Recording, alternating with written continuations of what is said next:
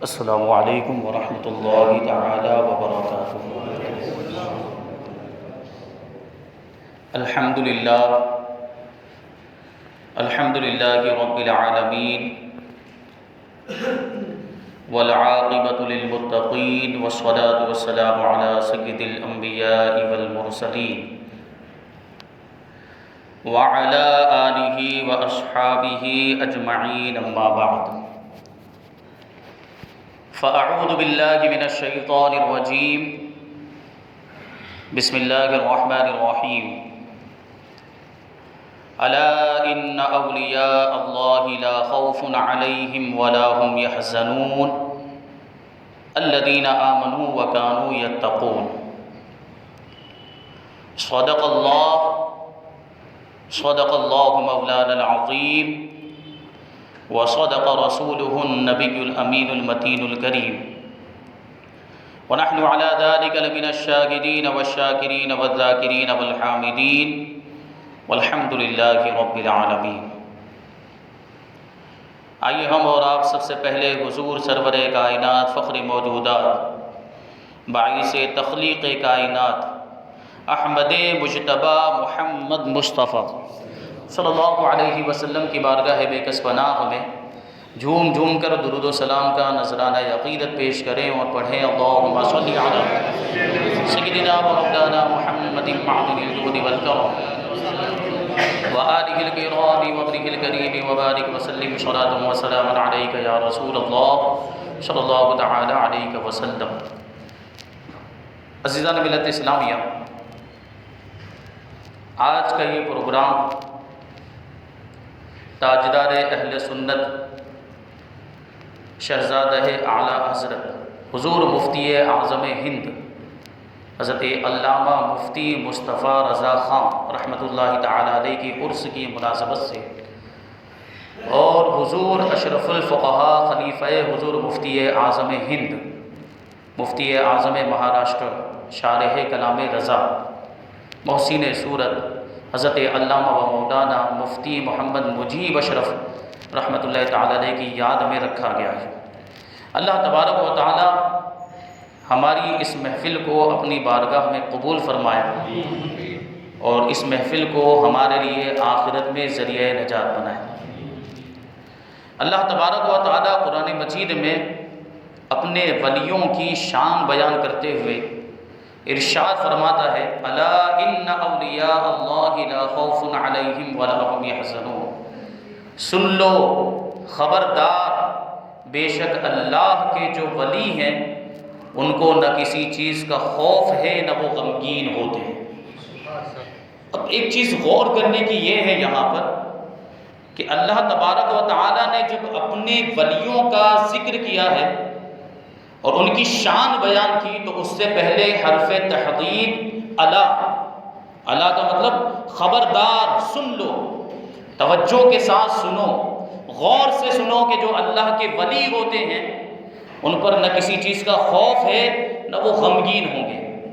اللہ تبارک و تعالیٰ نے قرآن مجید کے اندر نماز کا حکم بھی دیا لیکن وہاں خبردار نہیں کیا، روزے کا بھی حکم دیا لیکن وہاں آگاہ نہیں کیا، حج کا حکم دیا وہاں الا کا لفظ نہیں آیا گیا، اسی طریقے سے زکوٰۃ کا بھی حکم دیا، دیگر احکام بھی قرآن مجید کے اندر موجود ہیں لیکن وہاں پہ حرف تحزیز کا استعمال نہیں کیا۔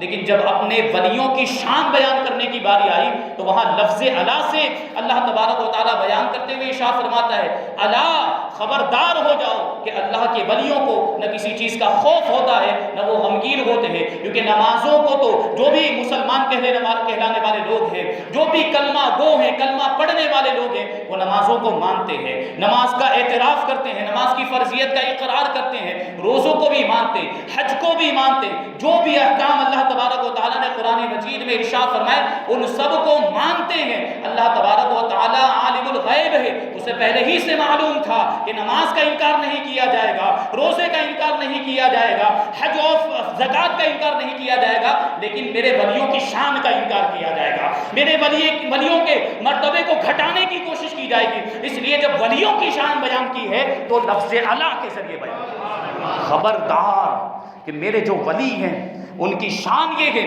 کہ ان کو نہ کسی چیز کا خوف ہوگا نہ وہ غمگین۔ اب یہ خوف آدمی کو کس چیز سے ہوتا ہے؟ خوف کا تعلق انسان کی اپنی ذات سے ہوتا ہے۔ جب اپنے تعلق سے کسی چیز کا ڈر ہو تو اسے خوف کہا جاتا ہے، اور جب کسی دوسری چیز سے اپنے علاوہ کسی دوسری چیز کی فکر لاحق ہو تو اس کو غم کہا جاتا ہے۔ تو اللہ تبارک و تعالیٰ نے اپنے ولیوں کی شان دیکھیے کیسی بڑھائی، کیسا مرتبہ عطا فرمایا کہ قیامت کے دن اولیاء کرام کو نہ اپنی ذات کا کوئی خوف ہوگا نہ اپنے چاہنے والوں کا کوئی غم ہوگا، کیونکہ انہوں نے پوری زندگی اللہ تبارک و تعالیٰ کی فرما برداری میں گزار دی۔ اللہ کے ولیوں کی شان ہی یہ ہوتی ہے کہ ہر وقت اللہ کی اطاعت و فرما برداری میں رہتے ہیں، گناہوں کا تصور بھی ان کے ذہن میں نہیں آتا، پوری زندگی اللہ کو راضی کرنے میں گزار دی، تو قیامت کے دن اللہ تبارک و تعالیٰ ان کو اس کا انعام بھی ایسا عطا فرمائے گا کہ اس دن ان کو اپنی ذات کا خوف ہوگا ہی نہیں۔ اور شان تو یہ ہوگی مزید برآں کہ اللہ تبارک و تعالیٰ ان کو شفاعت کا اختیار عطا فرمائے گا۔ اللہ تبارک و تعالیٰ اپنے ولیوں کو شفاعت کا اختیار عطا فرمائے گا، تو یہ خود تو جنت میں جائیں گے، ساتھ میں اپنے چاہنے والوں کو بھی جنت میں لے کر جائیں گے۔ یہ اللہ کے ولیوں کی شان ہے۔ اور یہ مقام و مرتبہ کیسے ملتا ہے آپ جانتے ہیں؟ اس کا آگے دیکھیے، اس میں جو بیان کیا ہے آگے کی آیت کے حصے کے اندر، اسی سے ہم اندازہ لگا سکتے ہیں کہ یہ مقام و مرتبہ کیسے اللہ تبارک و تعالیٰ عطا فرماتا ہے۔ الذین آمنوا وکانوا یتقون، اللہ کے ولی کون ہیں؟ جو ایمان لائے اور جنہوں نے تقوی اختیار کیا، جو اللہ سے ڈرتے ہیں، جو اللہ کا خوف اپنے دل میں رکھتے ہیں، اللہ تبارک و تعالیٰ ان کو ایسے مقام و مرتبے عطا فرماتا ہے۔ یہ بات ذہن میں رہنی چاہیے کہ نبوت اور اسی طریقے سے ولایت یہ کوئی کسبی چیز نہیں ہے، یعنی آدمی اس کو کما نہیں سکتا ہے، اپنے اعمال کے ذریعے سے حاصل نہیں کر سکتا، یہ تو اللہ کی عطا ہے، اللہ جسے چاہتا ہے اسے عطا فرماتا ہے۔ تو اعمال جو ہے وہ ولایت حاصل ہونے کا ذریعہ بنتے ہیں۔ اگر کوئی بہت زیادہ نمازیں پڑھتا ہے، ریاضت و مجاہدہ کرتا ہے اور خوب تقوی اختیار کرتا ہے، تو اللہ تبارک و تعالیٰ اس کی برکت سے اسے ولایت کا درجہ عطا فرماتا ہے، لیکن اللہ جسے چاہتا ہے اسے ہی عطا فرماتا ہے۔ ورنہ بہت سے ایسے عبادت گزار گزرے ہیں جنہوں نے پوری زندگی عبادت میں گزار دی لیکن ولایت کا درجہ نہیں ملا، بلکہ گمراہ ہو گئے۔ شیطان جیسا عابد کون ہو سکتا ہے؟ بہت بڑا عابد، عبادت گزار اور بہت بڑا عالم، معلم ملائکہ تھا، فرشتوں کو پڑھایا کرتا تھا، لیکن کیا ہوا؟ نبی کی شان میں گستاخی کرنے کی وجہ سے، اللہ کے حکم پر عمل نہ کرنے کی وجہ سے راندہ بارگاہ ہو گیا، اس کی عبادت دھری کی دھری رہ گئی۔ تو یہ جو مرتبہ ہے ولایت کا، یہ اللہ کی عطا ہے، اللہ جسے چاہتا ہے اسے عطا فرماتا ہے۔ یہ تقوی اور پرہیزگاری عزت کا سبب بنتی۔ آج دنیا دار سمجھتے ہیں کہ مال و دولت مل جائے تو اس کے ذریعے عزت حاصل ہو جائے گی، اگر کوئی بڑا عہدہ مل جائے، کوئی بڑی پوسٹ مل جائے تو اس کے ذریعے سے ہمیں عزت مل جائے گی۔ دنیا دار یہ خواہش کرتے ہیں کہ کسی بڑے نیتا سے ہمارا تعلق ہو جائے، کسی بڑے لیڈر سے ہمارا رابطہ ہو جائے تو ہمیں عزت مل جائے گی دنیاوی اعتبار سے۔ اور بعض اوقات یہ سوچتے ہیں کہ اگر ہم فلمی اداکار سے جو ہے ہمارا تعلق ہو جائے تو بڑی یہ جو ہے کہ شرف والی بات ہوتی ہے، یہ بڑی جو ہے کہ خصوصیت، اس کی وجہ سے ہم مشہور ہو جائیں گے، فیمس ہو جائیں گے اور ہمیں بڑی عزت ملے گی۔ تو یہ دنیا داروں کے اعتبار سے لوگ سوچتے ہیں، لیکن آپ کو یہ غور کرنا ہے کہ یہ جو عزت ہے یہ آپ کی عزت نہیں ہے۔ اگر دولت اور مال کی وجہ سے آپ کو عزت مل رہی ہے تو یہ آپ کی عزت نہیں ہے، یہ تو مال و دولت کی عزت ہے۔ اگر کسی عہدے کی وجہ سے آپ کو عزت مل رہی ہے تو یہ آپ کی عزت نہیں ہے، یہ تو اس عہدے کی عزت ہے۔ اگر کسی لیڈر سے رابطہ ہو جانے کی وجہ سے، کسی نیتا سے رابطہ ہو جانے کی وجہ سے آپ کو لوگ شرافت بھری نگاہوں سے دیکھ رہے ہیں، آپ کو عزت کے ساتھ آپ کے ساتھ پیش آ رہے ہیں، تو یہ حقیقت میں آپ کی عزت نہیں ہے۔ آپ کا جو لیڈر سے تعلق ہے یہ اس کی عزت ہے، جو نیتا سے آپ کا رابطہ ہو گیا یہ اس کا جو ہے کہ وہ اثر ہے، یوں سمجھے آپ۔ لیکن وہ عزت جو اللہ تبارک و تعالیٰ کی بارگاہ سے ملتی ہے وہ حقیقی عزت ہوتی ہے اور وہ تقویٰ کی بنیاد پر ملتی ہے۔ ان اکرمکم عند اللہ اتقاکم، کہ بے شک اللہ کے نزدیک تم میں سب سے زیادہ عزت والا وہ ہے جو تم میں سب سے بڑا متقی اور پرہیزگار ہے۔ تو حقیقی عزت یہ ہے جو اللہ کی بارگاہ میں جو معزز بنائے وہی حقیقی عزت ہے۔ یہ دنیا کی عزت مال و دولت کی وجہ سے یا دنیاوی اسباب کی وجہ سے یہ عزت یہی کہ یہی رہ جائے گی، اور تقویٰ کے ذریعے جو عزت حاصل ہوگی وہ یہاں بھی معزز بنائے گی اور آخرت میں بھی معزز بنائے گی۔ اللہ والے دیکھتے ہیں آپ جو اللہ کے ہو جاتے ہیں، پوری زندگی اللہ کی فرما برداری میں گزار دیتے ہیں، پھر لوگ ان کی تعظیم کرتے ہیں، لوگ ان ایسے لوگوں کو ڈھونڈتے ہیں، ایسے لوگوں کو تلاش کرتے ہیں، اللہ کے ولیوں کو ڈھونڈا جاتا، اور اللہ کے ولیوں کا معاملہ یہ تھا کہ دنیا اور دنیا داری سے دور ہو جاتے ہیں، وہ زہد اور تقوی ان کا یہ معاملہ ہوتا ہے، زہد و ورع، بے رغبتی دنیا سے، وہ اللہ کی عبادت کرنا چاہتے ہیں، وہ تنہائی اختیار کرنا چاہتے ہیں، اور لوگ ان کے پاس بھیڑ جمع کر دیتے ہیں، تو معاملہ یہ ہوتا ہے کہ وہ پھر شہروں کو چھوڑ کر، آبادیوں کو چھوڑ کر، بستیوں کو چھوڑ کر جنگلوں میں چلے جاتے ہیں، لیکن وہاں بھی لوگ پہنچ جاتے ہیں۔ ہم دیکھتے ہیں یہ اللہ کے ولیوں کے مزارات کیسے جنگلوں کے اندر موجود ہیں کہ نہیں، بہت سے مزارات ہم نے دیکھے، آج بستیاں ہو گئی، لیکن کئی سالوں پہلے ہم نے کئی مزارات کو دیکھا کہ ایسی جگہوں پر موجود ہے جہاں آس پاس کوئی بستی اور کوئی آبادی ہی نہیں۔ اس کی وجہ یہی ہے کہ یہ دنیا سے اور دنیا داروں سے دور ہوتے ہیں، یہ دنیا سے بالکل بے رغبت ہوتے ہیں، اللہ کی عبادت کے لیے یہ بستیوں کو چھوڑ کر جنگلوں کا رخ کر لیا کرتے ہیں۔ یہ شان ہوتی ہے اللہ والوں کی، اور دنیا داروں سے بھی ان کو کوئی لینا دینا نہیں، نہ حکمرانوں سے کوئی لینا دینا، نہ بادشاہوں سے کوئی لینا دینا ہوتا ہے۔ یہ شان ہوتی ہے ان کی کہ بادشاہ بھی ان کی بارگاہ میں نیاز مندانہ حاضر ہوا کرتے ہیں، کیونکہ حقیقت میں جو مقام و مرتبے ملتے ہیں یہ اللہ کے ولیوں کے دربار سے ملا کرتے ہیں، حقیقت میں جو حکومتیں ملتی ہیں یہ اللہ کے ولیوں کے در سے ملا کرتی ہیں۔ یہاں جو آپ نے یہ بار بار بات سنی ہوگی کہ اللہ تبارک و تعالیٰ نے خواجہ غریب نواز کو ہندوستان کا شہنشاہ بنایا، ہندوستان کا بادشاہ بنایا، ہم سلطان الہند کہتے ہیں، اور یہ حقیقت بھی ہے، یہ مرتبہ آپ کو ملا ہے، جو بھی یہاں پر حاکم بنتا ہے اس کو حکومت خواجہ کے دربار ہی سے ملتی ہے، یہ اللہ والوں کی شان ہوتی ہے۔ تو ان کا جو ہے کہ دنیا داروں سے کوئی لینا دینا نہیں۔ حضور مفتی اعظم ہند علیہ الرحمہ کی بارگاہ میں ایک مرتبہ اس وقت کا صدر جمہوریہ، پریسیڈنٹ، وہ حاضر ہوا، لیکن حضور مفتی اعظم ہند نے کوئی توجہ نہیں دی۔ اللہ کے ولیوں کی شان دیکھیں، اس وقت جو صدر جمہوریہ، اس کا نام فخر الدین علی احمد، صدر جمہوریہ پریسیڈنٹ تھا انڈیا کا۔ ہوا یوں کہ ایک مرتبہ حضور مفتی اعظم ہند فجر کی نماز ادا کرنے کے بعد باہر تشریف لائے، تو کیا دیکھتے ہیں کہ سڑکوں کی صفائی ہو رہی ہے، گلیوں کو صاف کیا جا رہا ہے اور خوب سجایا دھجایا جا رہا ہے۔ حضور مفتی اعظم ہند نے پوچھا کہ کیا معاملہ ہے، یہ صاف صفائی کیوں ہو رہی ہے، یہ سجاوٹ کیوں ہو رہی ہے؟ تو لوگوں نے کہا کہ حضرت صدر جمہوریہ آپ سے ملاقات کرنے کے لیے آنے والا ہے، کہ ہم میں سے کوئی ہوتا تو وہ پھولے نہیں سماتا، یہ صدر جمہوریہ مجھ سے ملنے کے لیے آ رہا ہے، پریسیڈنٹ مجھ سے ملنے کے لیے آ رہا ہے۔ تو حضور مفتی اعظم ہند کا معاملہ دیکھے، اللہ کے ولیوں کی شان دیکھے۔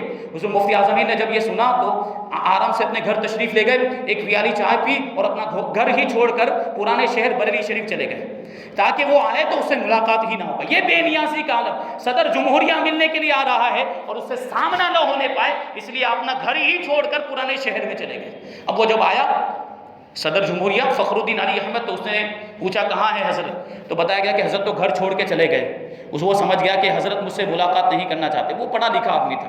وہ صدر جمہوریہ عام طور پر اب بھی صدر جمہوریہ اسی کو بنایا جاتا ہے جو پڑھا لکھا ہوتا ہے۔ یہ الگ بات ہے کہ پرائم منسٹر ان پڑھ لوگ بھی بن جاتے ہیں، وزیر اعظم جو ہوتا ہے وہ جاہل بھی بن جاتا ہے۔ ابھی کا جو ہمارا جو پرائم منسٹر ہے وہ اسی طرح کا ہے، جاہل، چائے بیچا کرتا تھا۔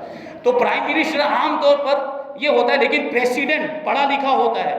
تو وہ پڑھا لکھا تھا اور مسلمان بھی تھا، اس نے کتابوں کے اندر پڑھا تھا کہ اللہ کے ولیوں کی شان یہ ہوتی ہے کہ وہ حکومت سے اور حکمرانوں سے دور رہا کرتے ہیں۔ اس لیے حضور مفتی اعظم ہند مجھ سے ملاقات نہیں کی، وہ چلے گئے۔ اب کیا ہوا کہ دوسری مرتبہ، کیونکہ وہ جانتا تھا کہ ان کا مقام و مرتبہ بہت بلند و بالا، یہ اللہ کے ولی ہیں، ان سے ملاقات کرنا ضروری ہے، تو اس وقت تو ملاقات نہیں ہو پائی۔ اب دوسری مرتبہ بڑی خاموشی کے ساتھ آیا، کوئی تام جھام نہیں، کوئی جو ہے کہ اہتمام نہیں کیا گیا، اور ایسے ہی آ گیا ڈائریکٹ حضور مفتی اعظم ہند جہاں پر تشریف فرما ہوتے قیام گاہ پر پہنچ گیا۔ اب لوگوں نے دیکھا تو کچھ لوگوں نے اس کو پہچان لیا، اب لوگ اس کی تعظیم کے لیے کھڑا ہونا چاہ رہے تھے، تو اس نے اشارہ کر کے لوگوں کو بٹھا دیا کہ بیٹھے رہو، اور پھر وہ قریب گیا۔ حضور مفتی اعظم ہند نے اس کو دیکھا، آپ نے بھی پہچان لیا، لیکن کوئی توجہ نہیں، آپ کچھ لکھ رہے تھے، اپنے لکھنے کے کام میں مشغول رہے، لکھتے رہے اور اس کی طرف کوئی توجہ نہیں دی۔ پھر یہ جو تھا پریسیڈنٹ، صدر جمہوریہ ہند، وہ قریب گیا، حضور مفتی اعظم ہند سے مصافحہ کیا اور واپس جانے کی اجازت طلب کی، اور حضور مفتی اعظم ہند نے ٹھیک ہے جائیے، اور پھر آخر میں جاتے وقت اس نے یہ کہا کہ حضرت کچھ نصیحت فرمائے، حضرت کچھ نصیحت فرمائے۔ تو حضور مفتی اعظم ہند نے اس سے ارشاد فرمایا کہ تم صدر جمہوریہ ہو، تم ہندوستان کے پریسیڈنٹ بن گئے ہو اور یہ نسبندی کے معاملات ہو رہے ہیں اور تمہارے رہتے ہوئے اتنی جانوں کو ناحق قتل کیا جا رہا ہے، اللہ کی بارگاہ میں تمہیں جواب دینا پڑے گا۔ ایمرجنسی کے دور میں یہ اندرا گاندھی نے یہ نسبندی والا قانون نکالا تھا، جو یہ وبا ہمارے معاشرے کے اندر بہت زیادہ عام ہو گئی ہے، عورتوں کی نسبندی کرائی جاتی ہے، اسلام میں اس کی ہرگز اجازت نہیں۔ حضور مفتی اعظم ہند نے اس کے خلاف فتویٰ دیا تھا سب سے پہلے اس وقت کہ یہ حرام ہے، اسلام میں اس کی اجازت نہیں۔ اگر اولاد نہیں چاہتے تو دوسری تدبیریں اختیار کریں، بہت سارے دوسرے ذرائع ہیں، لیکن نسبندی کرانے کی ہرگز بھی اسلام اجازت نہیں۔ آپریشن کرانا جس کو ہمارے عرف میں کہتے ہیں، آپریشن کروانے کی ہرگز بھی اجازت نہیں۔ تو اس کے تعلق سے حضور مفتی اعظم ہند نے اس کو فکر آخرت دلائی کہ تم پریسیڈنٹ ہو، تم صدر جمہوریہ انڈیا ہو، تمہیں اللہ کی بارگاہ میں جواب دینا پڑے گا۔ وہاں دیکھنے والے جو یہ منظر دیکھ رہے تھے وہ بیان کر رہے ہیں کہ حضور مفتی اعظم ہند نے اس کے ہاتھ پکڑے ہوئے تھے، ہاتھوں کو پکڑے ہوئے، اس کا معاملہ یہ تھا کہ ادھر دوسری جانب اس کی آنکھوں سے آنسو جاری ہے، روئے جا رہا ہے، روئی جا رہا ہے۔ یہ اللہ کے ولیوں کی بارگاہ کا اثر ہوتا ہے کہ حکمراں دنیا دار بھی پہنچتے ہیں تو ان کی آنکھوں سے بے ساختہ آنسو جاری ہو جایا کرتے ہیں۔ یہ شان اندرا گاندھی بھی ایک مرتبہ حضور مفتی اعظم ہند سے ملاقات کے لیے آئی۔ جب حضور مفتی اعظم ہند نے نسبندی کے خلاف فتویٰ دیا تھا تو وہ اس وقت وزیر اعظم تھی، پرائم منسٹر، تو وہ اس تعلق سے بات کرنے کے لیے آئی۔ تو حضور مفتی اعظم ہند نے ارشاد فرمایا کہ ہم عورتوں سے بات نہیں کرتے، ہم اجنبی عورتوں سے، غیر محرم عورتوں سے ملاقات نہیں کرتے۔ تو لوگوں نے کہا کہ حضرت پردے میں لایا جائے گا، برقع پہنا کر لایا جائے گا۔ تو حضور مفتی اعظم ہند نے ارشاد فرمایا کہ عورت کی آواز بھی عورت ہوتی ہے، اگرچہ وہ پردے میں آئے گی لیکن اس کی آواز تو سنائی دے گی۔ یہ تقویٰ، یہ پرہیزگاری، اور اسی تقوی کی بنیاد پر اللہ تبارک و تعالیٰ نے آپ کو مقام و مرتبہ عطا فرمایا۔ حضور مفتی اعظم ہند علیہ رحمہ، اعلیٰ حضرت رضی اللہ تعالیٰ عنہ کے صاحبزادے، اعلیٰ حضرت رضی اللہ تعالیٰ عنہ کیسی عظیم شخصیت اور کیسا مقام و مرتبہ، کئی مرتبہ بیان ہوئے ہیں، بیانات ہوئے ہیں اور آپ سنتے بھی رہتے۔ 1000 سے زیادہ کتابیں اعلیٰ حضرت نے اہل سنت و جماعت کو عطا فرمائی اور 50 سے زیادہ علوم و فنون پر مہارت رکھتے تھے۔ پوری زندگی دین کی خدمت میں اور دین کی تبلیغ و اشاعت میں گزارتی اعلیٰ حضرت رضی اللہ تعالیٰ۔ اب ان کے صاحبزادے حضور مفتی اعظم ہند، جنہوں نے اعلیٰ حضرت کی بارگاہ میں رہ کر پرورش حاصل کی ہے، تربیت حاصل کی، تو ان کا مقام بھی کیسا ہوگا؟ پرورش کرنے والا دیکھے اور جس کی پرورش ہو رہی ہے اس کو بھی دیکھے۔ تو اعلیٰ حضرت کی بارگاہ سے آپ نے فیضان حاصل کیا تو کیسا فیضان ملا ہوگا، یہ بھی آپ غور کریں۔ یہ نگاہ کرم ہوتی ہے تو نگاہ کرم ہو جاتی ہے اور دعاؤں کا اثر ہوتا ہے کہ اللہ تبارک و تعالیٰ پھر تقدیر بدل دیا کرتا ہے۔ تو حضور مفتی اعظم ہند اعلیٰ حضرت رضی اللہ تعالیٰ عنہ کے سب سے چھوٹے صاحبزادے، بڑے صاحبزادے حجت الاسلام حضرت علامہ حامد رضا خان، اور حضور حجت الاسلام کے بعد اعلیٰ حضرت رضی اللہ تعالیٰ عنہ کی 5 صاحبزادیاں، اور ایک ہی لڑکے حضور حجت الاسلام، 18 سال کا عرصہ گزر گیا، 5 صاحبزادیاں۔ اعلیٰ حضرت رضی اللہ تعالیٰ عنہ کی خواہش تھی کہ ایک اور صاحبزادہ ہو جائے، ایک اور لڑکا ہو جائے، تاکہ دونوں صاحبزادے مل کر میرے مشن کو آگے بڑھائیں۔ اعلیٰ حضرت رضی اللہ تعالیٰ عنہ کی خواہش تھی، اب یہ خواہش بھی اللہ تبارک و تعالیٰ نے پوری فرمائی، اور اعلیٰ حضرت رضی اللہ تعالیٰ عنہ کے یہاں حضور مفتی اعظم ہند کی پیدائش ہوئی۔ جس وقت حضور مفتی اعظم ہند پیدا ہوئے اس وقت اعلیٰ حضرت رضی اللہ تعالیٰ عنہ اپنے پیر خانہ خانقاہ برکاتیہ ماریرہ شریف میں موجود تھے، اور حضرت ابو الحسن احمدی نوری رحمۃ اللہ تعالیٰ علیہ وہ آپ کے ساتھ موجود۔ پوری رات علمی مذاکرہ ہوا، علمی محفل ہوئی، پوری رات اسی میں گزر گئی۔ دونوں علمی مذاکرہ سے فارغ ہونے کے بعد سوئے، فجر کی نماز کے لیے اٹھے، فجر کی نماز ادا کرنے کے لیے آل احمدی مسجد کے اندر حاضر ہوئے، اور فجر کی نماز سے فارغ ہونے کے بعد سرکار ابو الحسین احمد نوری رحمۃ اللہ تعالیٰ علیہ نے اعلیٰ حضرت کو قریب بلایا، اور بلانے کے بعد ارشاد فرماتے کہ آپ کے یہاں ایک لڑکا پیدا ہوا ہے جو پیدائشی ولی ہے۔ آپ کے یہاں بریلی شریف میں ایک لڑکا پیدا ہوا ہے جو پیدائشی ولی ہے، اگر آپ اجازت دیں تو اپنے وقت کے ولی کامل کو ہم اپنا مرید بنا لیں۔ اعلیٰ حضرت رضی اللہ تعالیٰ نے ارشاد فرمایا کہ وہ غلام ہے آپ کا، آپ مرید بنا لیں، ضرور سلسلے میں داخل فرما لیں۔ ابھی دیکھیں آپ موجود ہیں ماریرہ شریف میں، اور حضور مفتی اعظم ہند کی پیدائش کہاں پر ہوئی؟ بریلی شریف میں، تقریباً 200 کلومیٹر کے آس پاس کا کچھ فاصلہ ہے، وہاں سے سرکار ابو الحسین احمد نوری نے ملاحظہ فرما دیا کہ اعلیٰ حضرت کے یہاں حضور مفتی اعظم ہند کی ولادت ہوئی۔ یہ اللہ والوں کی شان، یہ پیر گھرانہ کس کا پیر گھرانہ؟ اعلیٰ حضرت نے جس کا انتخاب کیا ہو اپنے پیر گھرانے کے طور پر، جس گھرانے کے افراد کو اور شیوخ کو اعلیٰ حضرت نے اپنا پیر بنایا ہو، ان کا مقام و مرتبہ کیسا بلند و بالا ہوگا، یہ شان۔ اور اعلیٰ حضرت رضی اللہ تعالیٰ عنہ پر تو آپ کے پیر اور مرشد بھی ناز کیا کرتے تھے، وہی جو آپ کو چشم و چراغ خاندان برکاتیت کہا جاتا، خاندان برکاتیت کا چشم و چراغ۔ اعلیٰ حضرت رضی اللہ تعالیٰ عنہ کے یہاں حضور مفتی اعظم ہند کی پیدائش 22 ذی الحجہ ہجری 1310 میں ہوئی، 7 جولائی اور 1893 عیسوی جمعہ کا دن تھا، صبح شادی کے وقت حضور مفتی اعظم ہند کی ولادت ہوئی، پیدائش ہوئی۔ اور آپ اس وقت علامہ حسن رضا خان جو اعلیٰ حضرت رضی اللہ تعالیٰ عنہ کے ولادت، ان کی نعتیں اکثر پڑھی جاتی ہیں، ان کے گھر پہ آپ کی ولادت ہوئی صبح شادی کے وقت۔ اعلیٰ حضرت رضی اللہ تعالیٰ عنہ نے محمد نام پر عقیقہ فرمایا۔ اعلیٰ حضرت رضی اللہ تعالیٰ عنہ کا یہ طریقہ تھا کہ جو بھی بچہ جس کے بھی تعلق سے گھر میں خاندان میں جو بھی پیدا ہوتا تو سب سے پہلے اس کا نام محمد رکھتے تھے، کیونکہ حدیث شریف کے اندر اس کی بڑی فضیلتیں آئی محمد، کیونکہ محمد ظاہر سی بات ہے اللہ کے رسول صلی اللہ علیہ وسلم کا نام ہے، اس سے بہتر کوئی نام ہو ہی نہیں سکتا۔ تو بسم اللہ کے وقت یا اذان کے وقت جو نام رکھا جائے وہ محمد ہونا چاہیے، بعد میں اگرچہ ہم پکارنے کا نام الگ رکھ لیں لیکن نام پہلے لڑکا پیدا ہوا ہے تو محمد ہی رکھا جائے، اور اگر لڑکی پیدا ہوئی ہے تو اس کا نام فاطمہ رکھا جائے، کیونکہ فاطمہ جنتی عورتوں کی سردار ہے۔ تو محمد نام پر عقیقہ فرمایا، اور پھر آپ کے پیر و مرشد حضرت ابو الحسین احمد نوری میاں رحمۃ اللہ تعالیٰ علیہ نے ایک نام تجویز فرمایا تھا، وہ تھا آل رحمہ محی الدین ابو البرکات محی الدین جیلانی۔ یہ نام اعلیٰ حضرت رضی اللہ تعالیٰ عنہ نے آپ کا رکھا، اور پھر پکارنے کے لیے جو عرفی نام تھا وہ تھا مصطفیٰ رضا، لیکن یہ نام اتنا مشہور ہوا کہ آج پوری دنیا حضور مفتی اعظم ہند کو اسی نام سے یاد کرتی ہے۔ اور پھر فقہی خدمات آپ کی اور فتاویٰ اور فقہی صلاحیتوں کی بنیاد پر اس زمانے کے علماء کرام نے آپ کو مفتی اعظم ہند کا لقب دیا، اور پھر یہ لقب بھی اتنا مشہور ہو گیا کہ آج پوری دنیا کے لوگ حضور مفتی اعظم ہند کو اس لقب سے یاد کرتے ہیں۔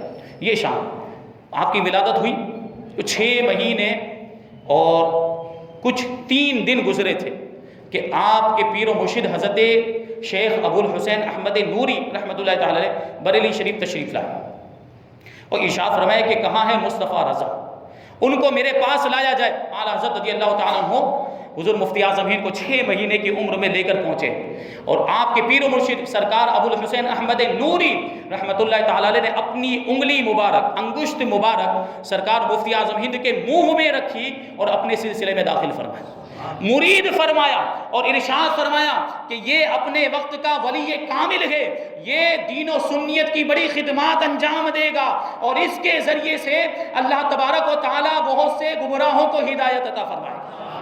اور ہوا بھی ایسا، حضور مفتی اعظم ہند جس شہر میں چلے جاتے، جس علاقے میں چلے جاتے، وہاں کے جو گمراہ ہوتے وہ توبہ کر کے اپنے عقائد سے تائب ہو جایا کرتے تھے، اور کتنے ایسے غیر مسلم ہیں جو حضور مفتی اعظم ہند کے چہرے کو دیکھ کر کلمہ پڑھ کے مسلمان ہوئے۔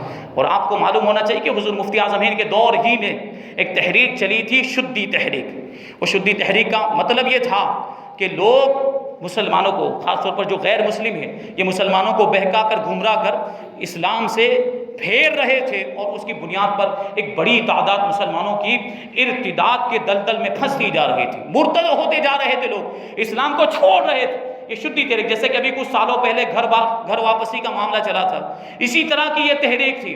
ان کو یہی بات بتائی جا رہی تھی کہ تمہارا اصل مذہب تو ہندو مذہب ہے، اور تم اپنے یہ اصل مذہب کی طرف آ جاؤ، اپنے باپ دادا کے مذہب کی طرف آ جاؤ۔ یہ ان کو سبز باغ دکھا کر مسلمانوں کو گمراہ کرنے کی کوشش کی جا رہی تھی۔ اس وقت حضور مفتی اعظم ہند نے اس تحریک کا مقابلہ کیا، اور صرف یہ نہیں کہ اتنی عظیم شخصیت، اتنے بڑے پیر طریقت ہیں، آپ چاہتے تو اپنے شاگردوں کو بھیج دیتے، آپ چاہتے تو ایک گروپ بنا کر، ایک کمیٹی بنا کر لوگوں کو بھیج دیتے، لیکن حضور مفتی اعظم ہند کے دل میں قوم کا درد ایسا تھا کہ خود تشریف لے گئے، آگرہ کو اپنے ہیڈ کوارٹر بنایا تھا اس وقت، اور آگرہ سے اس کے اطراف کے علاقوں میں جہاں جہاں پتہ چلتا تھا کہ شدی تحریک کے لوگ پہنچے ہیں اور مسلمانوں کو گمراہ کرنے کی کوشش کر رہے ہیں، حضور مفتی اعظم ہند خود بنفس نفیس تشریف لے جاتے تھے اور وہاں کے لوگوں کو سمجھاتے تھے اور ان کو بتاتے تھے کہ اسلام ہی حق مذہب ہے اور اسلام ہی صحیح مذہب ہے، اپنے یہی صحیح مذہب پر تم قائم رہو، اس سے مت پھرو کہ اسی میں نجات ہے اور یہی جنت میں لے جانے کا ذریعہ ہے۔ اس طریقے سے لاکھوں کے ایمان کو حضور مفتی اعظم ہند نے بچایا ہے۔ یہ شان ہے اور یہ عظمت، یہ مقام و مرتبہ، اور آپ کے پیر و مرشد نے جو پیشن گوئی کی تھی کہ بہت سے لوگوں کو اللہ تبارک و تعالیٰ اس بچے کے ذریعے سے ہدایت عطا فرمائے گا، تو یقیناً لاکھوں کو ہدایت ملی ہے حضور مفتی اعظم ہند کی ذات سے۔ یہ شان ہے، مقام و مرتبہ اللہ تبارک و تعالیٰ نے آپ کو عطا فرمایا۔ اور آپ بچپن میں جب 4 سال 4 مہینے 4 دن کی عمر ہوئی تو یہ بزرگوں کا طریقہ ہے کہ بسم اللہ خوانی کی جاتی ہے۔ ابھی تو بسم اللہ خوانی کا کوئی وقت نہیں، جب من میں آیا بسم اللہ خوانی رکھ دی جاتی ہے۔ یہ جو بزرگوں کا طریقہ 4 سال 4 مہینے 4 دن کا جب بچہ ہو جائے تب بسم اللہ کی جائے، بسم اللہ خوانی کی رسم ادا کی جائے۔ اب ہوا یہ ہے کہ ہمارے یہاں پہ شادی وغیرہ کے فنکشن میں ڈی جے وغیرہ پابندی لگ گئی ہے، تو اب بسم اللہ خوانی میں ڈی جے لائے جا رہے ہیں۔ ہو رہا ہے کہ نہیں ہو رہا؟ ڈی جے لائے جا رہے ہیں۔ ارے یہ دیکھو تو صحیح، یہ کتنی مبارک تقریب ہے۔ یہ پروگرام کس چیز کا رکھا ہے؟ بسم اللہ خوانی کا پروگرام، کہ بچے کو سب سے پہلے بسم اللہ پڑھائی جائے گی اور اس کے سبق کا آغاز ہوگا، اس کی تعلیم کا آغاز ہوگا۔ ایسے مبارک موقع پر ڈی جے بجایا جا رہا ہے تو کیا برکت حاصل ہوگی بتائیے آپ؟ کیا برکت حاصل ہوگی؟ یہ ایسی برائیاں اور بے حیائی ہمارے معاشرے کے اندر عام ہو چکی، پھر ہم روتے پھرتے ہیں۔ جب بچہ بڑا ہوتا ہے نافرمان ہو جاتا ہے، ماں باپ کو مارتا ہے اور گالیاں دیتا ہے، تو پھر کہتے ہیں بچہ ہماری بات نہیں سنتا ہے، بچہ ہمارا کہا نہیں مانتا ہے، بلکہ ہمیں گالیاں دیتا ہے۔ یہاں تک کہ بعض بچے اپنے ماں باپ پر ہاتھ بھی اٹھاتے ہیں، تھپڑ بھی مار دیا کرتے ہیں۔ پھر رونے کا کیا مطلب؟ جب تم کو اس وقت جب بچہ پیدا ہوا تھا شریعت کے مطابق عمل کرنا تھا، اس وقت تم نے شریعت کے مطابق عمل نہیں کیا، تو بچہ نافرمان نہیں ہوگا تو کیا ہوگا؟ یہ سب ہماری کرتوتوں کا نتیجہ، یہ معاشرے میں جو برائیاں پھیل رہی ہے یہ سب ہمارے اعمال کا نتیجہ ہے۔ اس کے ذمہ دار ہم خود ہیں۔ اپنے معاشرے سے ان برائیوں کو مٹائیے۔ یہ سب تماشے جو ہوتے ہیں ہمارے محلے کے اندر خاص طور پر اور دیگر جگہوں پر بھی، یہ ڈی جے وغیرہ ناچ گانا سب ہوتا ہے، یہ سب بے حیائی کے کام۔ یہ بزرگان دین کی زندگیوں سے ہمیں سبق حاصل کرنا چاہیے۔ تو اعلیٰ حضرت رضی اللہ تعالیٰ عنہ نے 4 سال 4 مہینے 4 دن کی جب عمر ہوئی تو خود حضور مفتی اعظم ہند کی بسم اللہ خوانی فرمائی، اور پھر آپ کی تعلیم کا اس طریقے سے آغاز ہوا۔ اس کے بعد 3 سال کے مختصر عرصے میں حضور مفتی اعظم ہند نے پورا قرآن مجید ختم کر لیا، یعنی 7 سال کی عمر میں آپ نے پورا قرآن مجید ختم کر لیا، اور 18 سال کی عمر میں اس وقت جتنے بھی علوم و فنون رائج تھے سارے علوم و فنون کی تکمیل فرما لی اور فارغ التحصیل ہو گئے۔ اور فتویٰ نویسی کا معاملہ یہ تھا کہ ایک مرتبہ حضور مفتی اعظم 18 سال کی عمر ہے، چھوٹے بچے، 18 سال کی عمر کا کوئی بہت بڑا آدمی نہیں کہا جاتا، بچہ ہی کہا جائے گا۔ تو حضور مفتی اعظم ہند اس وقت دارالافتاء میں آئے، دارالافتاء رضویہ میں آئے، دیکھا کہ ملک العلماء علامہ ظفر الدین بہاری اعلیٰ حضرت کے مرید ایک کتاب دیکھ کر فتویٰ لکھ رہے تھے، اس میں سے عبارت نقل کر رہے تھے۔ حضور مفتی اعظم ہند بچپنے میں آئے اور ملک العلماء سے عرض کرتے ہیں کہ کیا کتاب سے دیکھ کر فتویٰ لکھتے ہیں، کتاب سے دیکھ کر نقل کر رہے ہیں؟ تو ملک العلماء نے کہا کہ اگر آپ بغیر دیکھے ہوئے لکھ دے تو جانیں، آپ کتاب دیکھے بغیر لکھ دے تو ہم مانیں گے کہ کمال ہے۔ حضور مفتی اعظم ہند نے دیکھا سوال کو پڑھا اور بغیر کتاب دیکھے ہوئے اس کا جواب لکھ دیا 18 سال کی عمر میں۔ اب ملک العلماء نے جب جواب دیکھا تو آپ کو بھی بڑا تعجب ہوا کہ جواب بالکل صحیح، اور لے کر اعلیٰ حضرت رضی اللہ تعالیٰ عنہ کی بارگاہ میں پہنچے اور دکھایا کہ دیکھیے کہ آپ کے چھوٹے صاحبزادے نے یہ فتویٰ لکھا ہے۔ اعلیٰ حضرت تحریر دیکھ کر ہی سمجھ گئے کہ یہ مصطفیٰ رضا کی تحریر ہے، اور دیکھا اعلیٰ حضرت رضی اللہ تعالیٰ عنہ کا معاملہ یہ تھا کہ اس وقت صرف ہندوستان ہی سے سوالات نہیں آتے تھے بلکہ پوری دنیا سے سوالات آپ کی بارگاہ میں آتے تھے۔ یہ مرجع فتاویٰ تھے اعلیٰ حضرت رضی اللہ تعالیٰ عنہ، اور یہ شان تھی۔ اس وقت آپ نے حضور مفتی اعظم ہند کے فتوے کو دیکھا اور قلم رکھنے کی ضرورت محسوس نہیں کی، کچھ رد و بدل کرنے کی، کچھ ترمیم کرنے کی ضرورت محسوس نہیں کی، اور ویسے ہی جاری فرما دیا جیسے حضور مفتی اعظم ہند نے لکھا تھا، اور 5 روپے انعام کے طور پہ بھی عطا فرمائے۔ اس زمانے میں 5 روپے کی بہت حیثیت تھی، 5 روپے انعام کے طور پر عطا فرمائے، اور حکم دیا کہ ان کی مہر بنوا دی جائے اور آج سے ان کو فتویٰ لکھنے کی اجازت ہے۔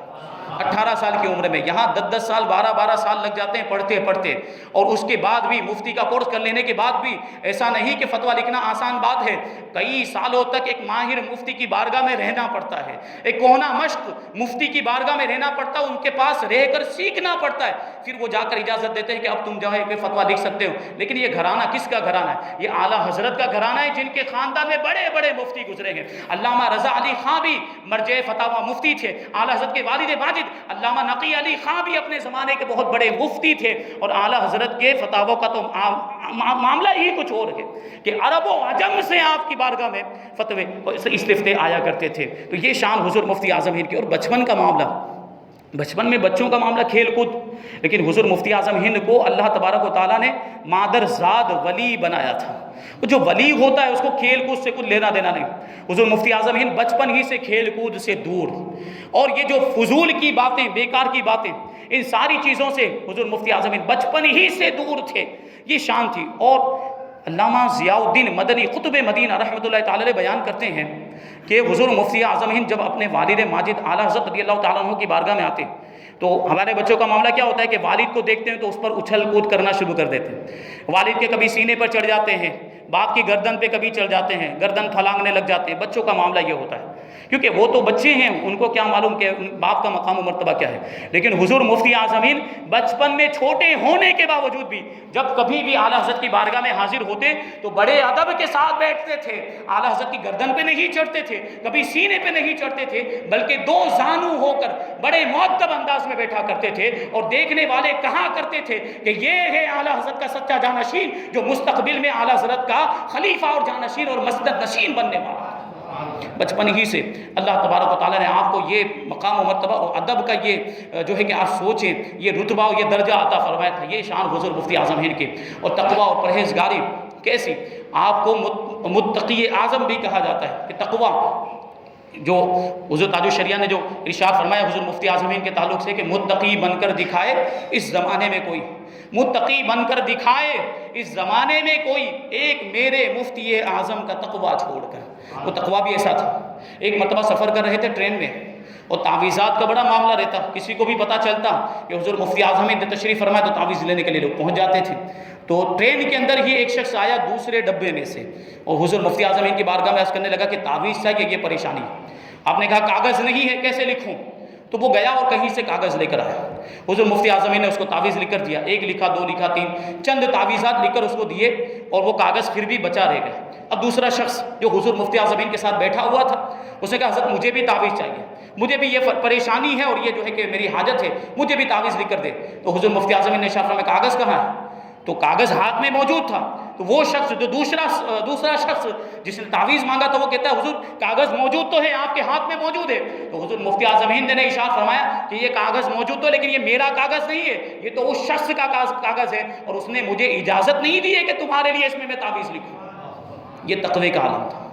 ایک کاغذ بھی، حالانکہ دلالتاً اجازت وہ منع نہیں کرنے والا تھا اگر حضور مفتی اعظم لکھ کر دے دیتے، لیکن یہ تقوی تھا کہ جب تک وہ اجازت نہ دے دے میں اس کے کاغذ کو استعمال بھی کیسے کروں۔ ہمارے یہاں تو معاملہ دیکھو، کسی کی بھی چیز کو کبھی بھی بغیر اجازت کے کیسے بھی استعمال کر لیا جاتا ہے، اور کوئی پرواہ نہیں ہوتی کہ اس کو برا لگے گا، اس کو ناگوار گزرے گا، کسی چیز کا لحاظ نہیں کیا جاتا ہے۔ یہ بات دیکھیں، یہ بزرگوں کی زندگی سے ہمیں سبق ملتا ہے۔ ایک مرتبہ حضور مفتی اعظم ہند اسی طریقے سے سفر کر رہے تھے، اور ہوا یوں کہ سفر کے اندر جب اسٹیشن پہ پہنچے تو راوی بیان کرنے والے بیان کرتے ہیں کہ جس بوگی کے اندر، جس ڈبے کے اندر ہماری سیٹ تھی بک، اس سے ٹرین چالو ہو گئی تھی تو ہم وہاں تک پہنچ نہیں سکے، اور جو ڈبہ سامنے آیا اس میں ہم لوگ سوار ہو گئے۔ اب وہ جو ڈبہ تھا اتفاق سے وہ فوجیوں کا ڈبہ تھا، آرمی والوں کا ڈبہ تھا، اور آرمی والے کیسے جو ہے کہ ظالم ہوتے ہیں آپ کو معلوم ہے، وہ اپنی سیٹ پر کسی کو بیٹھنے نہیں دیتے۔ کسی طریقے سے حضور مفتی اعظم ہند کے لیے جگہ کرائی گئی اور کسی طریقے سے حضرت کو بٹھایا گیا، باقی لوگ کھڑے رہے۔ اب وہ جو فوجی تھے وہ تاش کھیل رہے تھے، پتے کھیل رہے تھے، آج بھی یہی معاملات ہوتے ہیں ٹرین میں آپ سفر کر رہے تو، اور تاش کھیلتے کھیلتے ان لوگوں نے حضرت عیسیٰ علیہ السلام کی شان میں گستاخیاں کرنی شروع کر دی۔ حضرت عیسیٰ علیہ السلام کی شان میں انہوں نے برا بھلا کہا، وہ گستاخی کی۔ حضور مفتی اعظم ہند کو جلال آ گیا، اور آپ اپنی سیٹ سے کھڑے ہو گئے اور لاٹھی اٹھا کر وہ جو گستاخی کرنے والا تھا اس کو لاٹھی دکھا کر ارشاد فرمانے لگے خبردار حضرت عیسیٰ علیہ السلام کی شان میں گستاخی کی، اسی لاٹھی سے ماروں گا۔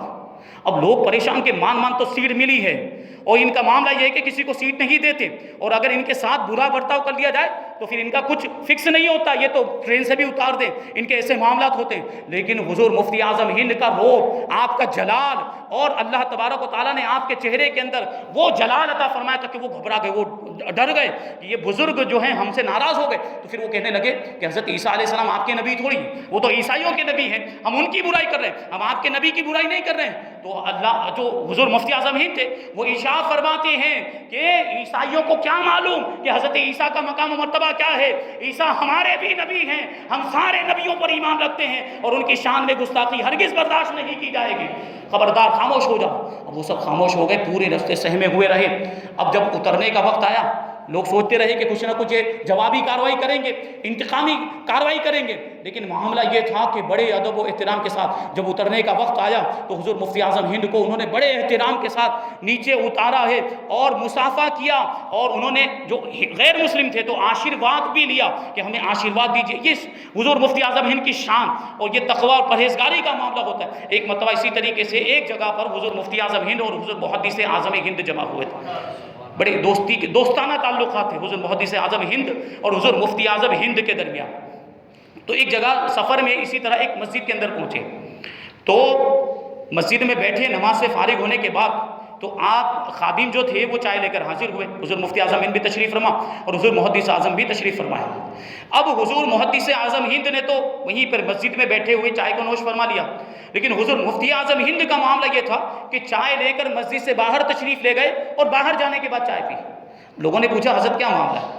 حضور محدث اعظم ہند سے لوگوں نے پوچھا، تو حضور محدث اعظم ہند نے ارشاد فرمایا کہ میں جب مسجد میں داخل ہوا تھا تو میں نے اعتکاف کی نیت کر لی تھی، اور اعتکاف کی نیت کر لینے کے بعد مسجد میں کھانا پینا جائز ہو جاتا ہے، تو میرے لیے چائے پینا جائز ہو گیا، اس لیے میں مسجد میں بیٹھ کر چائے پی رہا ہوں۔ اور میرا گمان یہ ہے کہ حضور مفتی اعظم ہند نے بھی اعتکاف کی نیت کی تھی، لیکن یہ ان کا تقویٰ ہے کہ مسجد سے باہر جا کر چائے پی رہے ہیں۔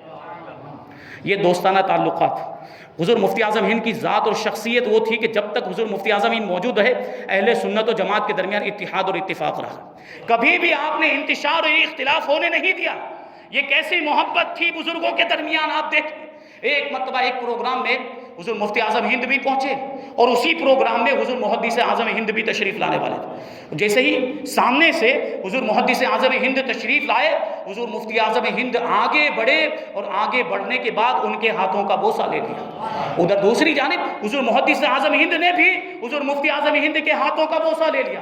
اب مریدین پریشان کہ بات سمجھ میں آتی ہے کہ وہ سادات ہیں آل رسول، تو سوال پوچھا حضور محدث اعظم ہند سے کہ انہوں نے تو نسبت رسول کی وجہ سے آپ کے ہاتھوں کو چوما ہے، آپ نے ان کے ہاتھوں کو کیوں چوما؟ تو حضور محدث اعظم ہند نے جواب دیا کہ انہوں نے نسبت رسول کی وجہ سے میرا ہاتھ چوما ہے اور میں نے عشق رسول کی وجہ سے ان کا ہاتھ چوما ہے۔ یہ بزرگوں میں محبت تھی، یہ انداز تھا۔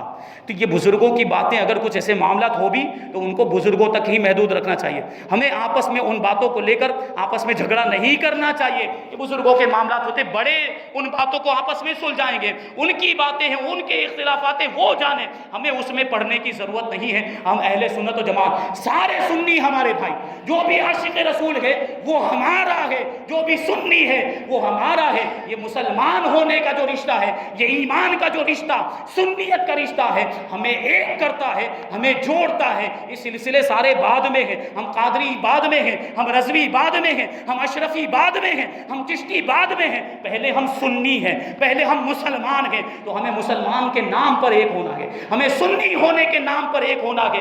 ہاں خبردار، جو گستاخ رسول ہے وہ ہرگز ہمارا نہیں ہو سکتا، اس سے ہمارا کوئی تعلق نہیں ہے۔ جو عاشق رسول ہے وہ ہمارا ہے۔ یہ اتحاد کی فضا قائم کرنی چاہیے، چاہے جو بھی سلسلے سے تعلق رکھتا ہو، کسی بھی سلسلے میں مرید ہو، وہ سنی ہے، عاشق رسول ہے، ہمارا ہے، ہم اس سے محبت کرتے ہیں، ہمارا وہ بھائی ہے، ہمارا اس سے تعلق ہے، ہمارا جو ہے وہ یوں سمجھے کہ دنیا میں بھی ہمارا بھائی اور آخرت میں بھی ہمارا بھائی، یہ معاملہ رہنا چاہیے۔ حضور مفتی اعظم ہند کی زندگی، یہ پوری زندگی اہل سنت و جماعت کے درمیان اتحاد قائم رکھتے ہوئے گزری. آپ کے ہوتے ہوئے کبھی بھی اس طرح کا بڑا کوئی اختلاف نہیں ہوا. اگر کچھ اختلافات ہوتے بھی تھے تو اس کو حضور مفتی اعظم ہند خود ہی ختم کر دیا کرتے تھے.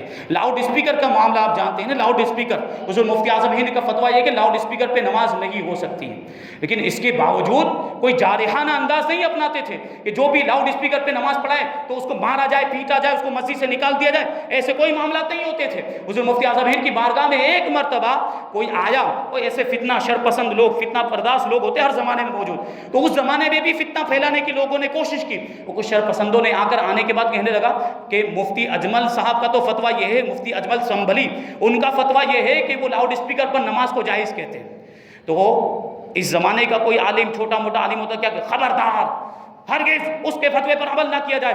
لیکن حضور مفتی اعظم ہند کیا جواب دیتے؟ کیونکہ وہ حضور مفتی اعظم ہند تھے، تاجدار اہل سنت تھے، اعلیٰ حضرت رضی اللہ تعالیٰ عنہ کے شہزادے. مقام و مرتبہ بھی ایسا تھا، اس کی ذمہ داری بھی تو ادا کرنی تھی. ارشاد فرماتے کہ وہ مفتی ہیں، وہ صاحب رائے ہیں، وہ ان کا فتویٰ ہے اور یہ میرا فتویٰ ہے.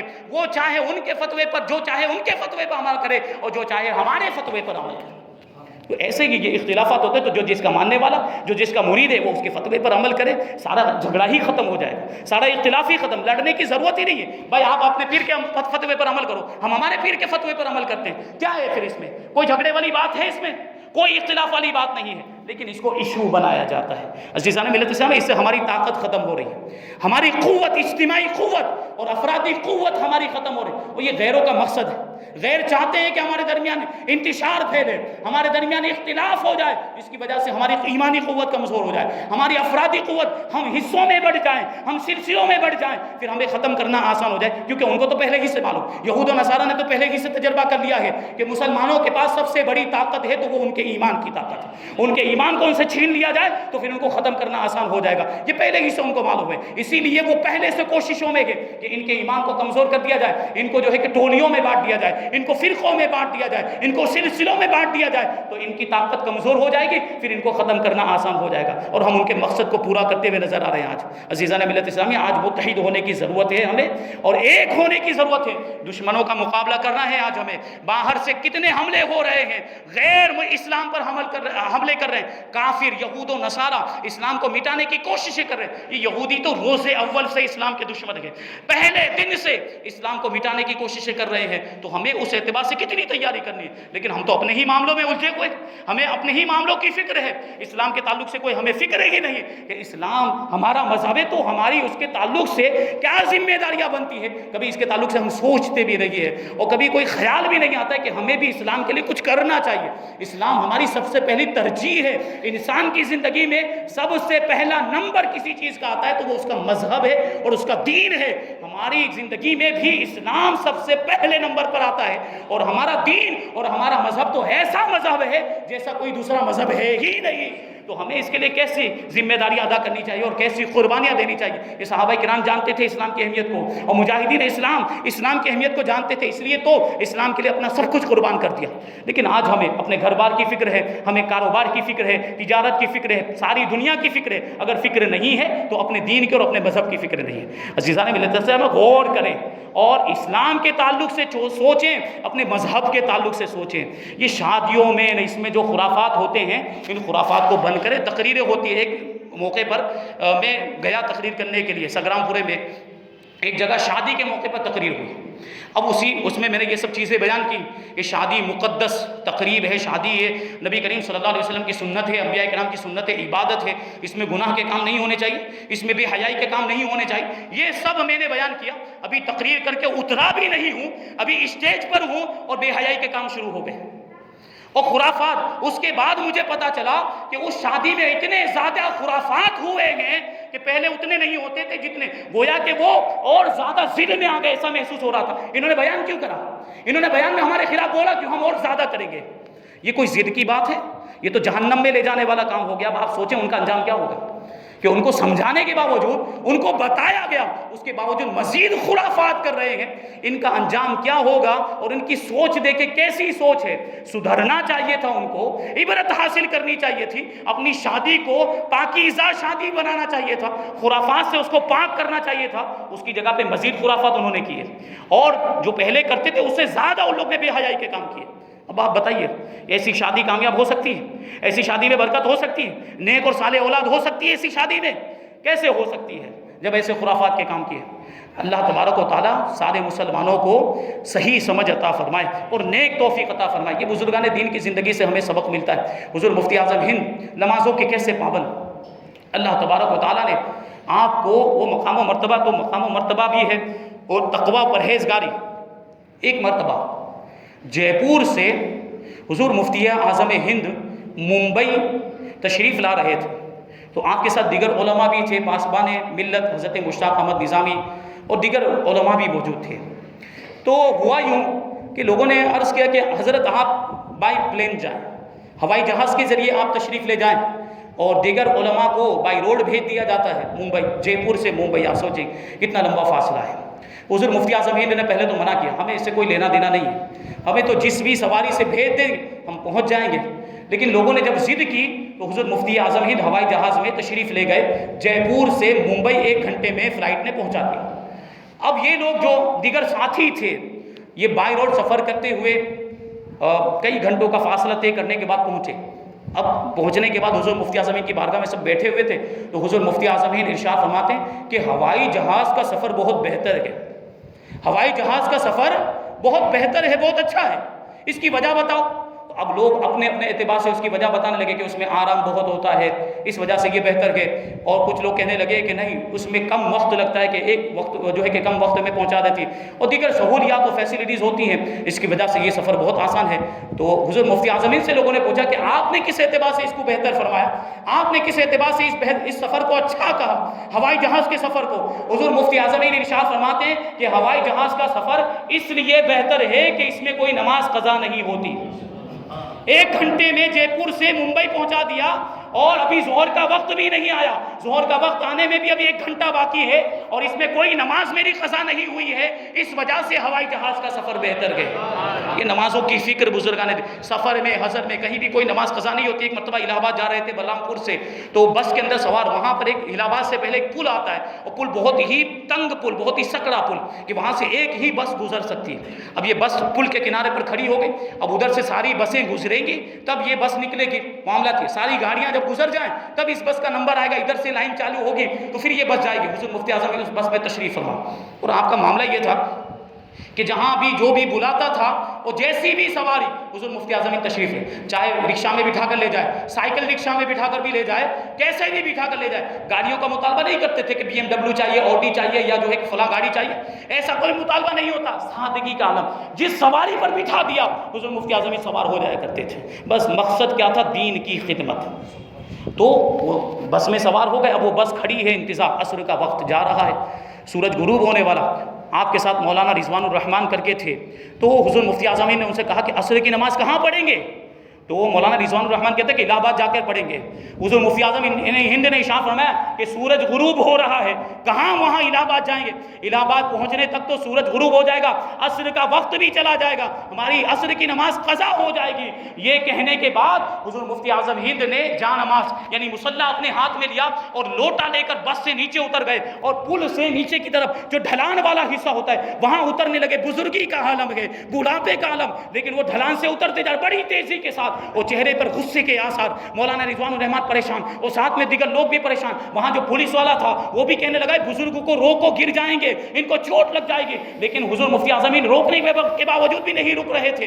وہاں پر ایک گڈھا تھا، بہت بڑا گہرا گڈھا، جس کے اندر بارش کا پانی جمع ہوا تھا، کیونکہ دوسرا پانی کا کوئی ذریعہ نہیں تھا، تو اسی گڈھے کی طرف حضور مفتی اعظم جا رہے تھے کہ وہاں سے وضو کریں گے۔ اب وہاں جا رہے ہیں، مولانا رضوان الرحمان کہتے ہیں کہ میں گیا اور حضور مفتی اعظم ہند کے ہاتھ کو میں نے پکڑا کہ آپ کو روک روک لوں، لیکن ایسی طاقت کہ رکنے کے لیے تیار نہیں تھے، یہاں تک کہ ہم دونوں اس گنڈے کے اندر پہنچ گئے، اس کے کنارے پر پہنچے۔ اب وہاں سے حضور مفتی اعظم ہند نے لوٹا بھرا ہے پانی کا، تو پانی کے ساتھ کیچڑ بھی آ گیا، کہ کنارے پر پانی کے ساتھ کیچڑ بھی ہوتا ہے، اور کیچڑ بھی آ گیا، تو اس پانی سے تو وضو نہیں کیا جا سکتا تھا۔ حضور مفتی اعظم ہند نے مولانا رضوان الرحمن کہتے ہیں کہ تمہارا تو وضو ہے، تم جا کے پہلے عصر کی نماز پڑھ لو، میری وجہ سے تمہاری عصر کی نماز قضا ہو جائے گی۔ اب میں پلٹا اور جانے لگا، میں نے دیکھا، پلٹ کے دیکھوں کہ آپ نے وضو کیسے کیا ہے، کم سے کم یہ تو دیکھوں۔ میں پلٹ کر دیکھتا ہوں تو حضور مفتی اعظم ہند اس گڈھے کے بیچوں بیچ میں تشریف فرما ہے، اور اندر سے ایک پتھر ظاہر ہوا، اسی پتھر پر بیٹھ کر وضو فرما رہے تھے۔